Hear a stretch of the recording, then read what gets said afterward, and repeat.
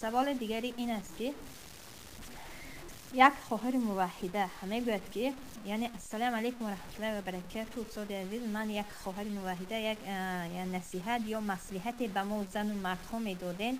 شوهرم موحد مخلص اشدی شما و درساتون در درس ها هست، یعنی که درس های شما رو پیگیری میکند. بهترین شوهرم هست. من به توحید دعوتش کردم، الحمدلله که قبول کردن. یک کمبودی هست که از همون وقت جاهلیش تا حاضر مانده است که با او با دیگر زنها صحبت میکند، با تلفن وام میخورد. بله، دیده رشکم کرد. چندین بار یعنی جنگم شدیم.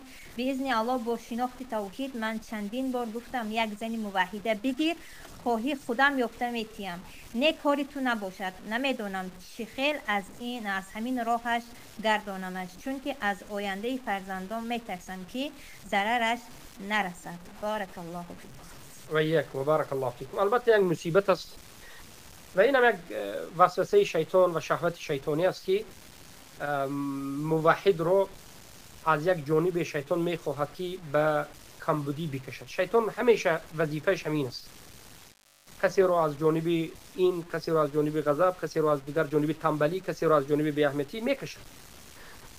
و این برادری ما مشکلشون همین بود است که از جانب به بیگانگان صحبت کردن. البته این گناه است، این گناه عادی هم نیست، کبیره هم است.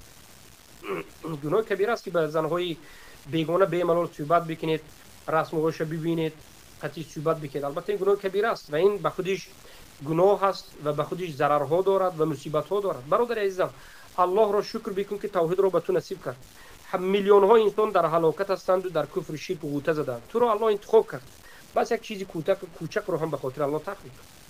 محبت الله باید به تو غلبه کند. توحیدت باید عملا تصدیق شد. عمل توحید نمین است که از محرمات باید دست کشی. توحید امین است که تو را مجبور میکرد که از محرمات باید دست کشی، حرام رو حرام گو و دست کش. و البته اگر خواستی یک زنی دیگر بگیر، نخواستی بهترش از این چیزا صبر کنی. با صبر، اگرچه شیطان زینت میدهد، اذیت میدهد، صبر کن، صبر بکن، ذکر بکن، تلاوت قرآن و خود را دور بگیر برادر عزیز. الله یصبر.